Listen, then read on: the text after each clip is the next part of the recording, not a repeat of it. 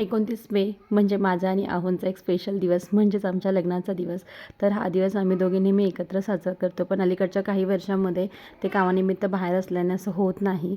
तर ह्यावेळेस मी सातारमध्ये आहे. सकाळची छान सुरुवात झाली. भाऊजाईंनी छान असा ब्रेकफास्ट बनवला होता. दुपारच्या जेवणामध्ये म्हणजे जेवण नाही, दुपारी आमची पाणीपुरी पार्टी होती. तर मस्त असा पाणीपुरीचा बेत केला होता. छान अशी पाणीपुरी हाणली बरं का. त्याच्यानंतर बहिणीने आईस्क्रीमचा घाट घातला होता. मस्त मँगो आईस्क्रीम बनवत होती. तिच्याजवळ जाऊन थोडीशी लुडबुड केली आणि थोडंसं क्रेडिट स्वतःच्या नावावर घेतलं बरं का. छान असं. त्याच्यानंतर संध्याकाळी सर्वांनाच आम्हाला आवरून एका ठिकाणी सेलिब्रेशनसाठी जायचं होतं. त्यासाठी छान अशी मी तयार झाले आणि माझ्याबरोबर बाकीचे पण सर्वजण रेडी होत होते. तर इथं बघू शकता टॉमी विचार करतो आहे की हे सगळे नक्की चाललेत कुठे. इथे चिल्लर पार्टीचा मात्र दंगा चालू होता आणि त्यांची पण आवरावर चालू होती. सगळे छान रेडी झाले होते आणि सर्वजण आम्ही रेडी होऊन पोहोचलो इथे सेलिब्रेशनच्या ठिकाणी. तर इथे बघू शकता सर्व मेहफिल जमली होती, सगळी तयारी झाली होती. सर्वांचा छान असा एक व्हिडिओ काढला, थोडासा फोटोशूट पण केला. तर हे सेलिब्रेशन होतं माझ्या मामा आणि मावशींच्या लग्नाचा वाढदिवस. म्हणजे मामा आणि मावशी असं आम्ही त्यांना म्हणतो.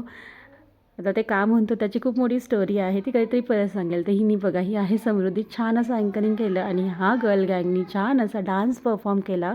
खूप मस्त डान्स परफॉर्म केला होता.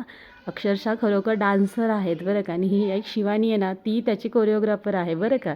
मस्त डान्स परफॉर्म केला, छान डान्स झाला. त्याच्यानंतर सर्वांनी आम्हाला ओवाळून घेतला आणि इथे बघा मी बकूला बघितलं. मग मस्त असं बकूचं पटकन एक फोटो काढून घेतला, एक छोटीशी क्लिप काढली. तोपर्यंत इकडे मामांना मावशींना ना म्हणजे प्रपोज करायचं होतं. त्याचा कार्यक्रम सुरू झाला. तर मामांना सर्व बोलले बसा बसा. तर मामा मांडी घालूनच बसले डायरेक्ट. मग त्याच्यानंतर मामांनी मावशींना गुलाबाचं फूल दिलं आणि काय बोलू त्यांना काही सुचतच नव्हतं. शेवटी हॅपी ॲनिव्हर्सरी बोलले आणि मग केक कट करायला बसले. तर जेव्हा मी सातारमध्ये असते ना आणि अहो नसतात तिथे, तेव्हा मी दोघांच्यामध्ये नेहमी कबाब मी हड्डी बनवून बसलेली असते बरं का केक कट करण्यासाठी. आणि असं आय थिंक 2दा तरी झाले माझ्याबरोबर की मी ह्यांच्याबरोबर बसून केक कट केलेला आहे. तर इथे बघू शकता केक कटिंगला ना ॲनिव्हर्सरीवाल्यांपेक्षा बच्चो गँग खूप आहे. खूप जास्त मुलंच होती. इथे स्वतःचे असे छान असे 2 फोटो काढून घेतले आणि हे जेवण. तर हे जेवण बनवलं होतं माम्या, मावशी, काकी आणि आमची सगळ्यात मोठी सुगरण शंभू. आणि खूप छान जेवण झालं होतं माहिती आहे का. त्याच्यानंतर वरच्या रूममध्ये गेले भावांच्या. तर एक रूम आहे आर्किटेक्चरचा आणि दुसरा आहे फॉरेन्सिकवाल्याचा. छान रूम आहेत दोघांचे पण.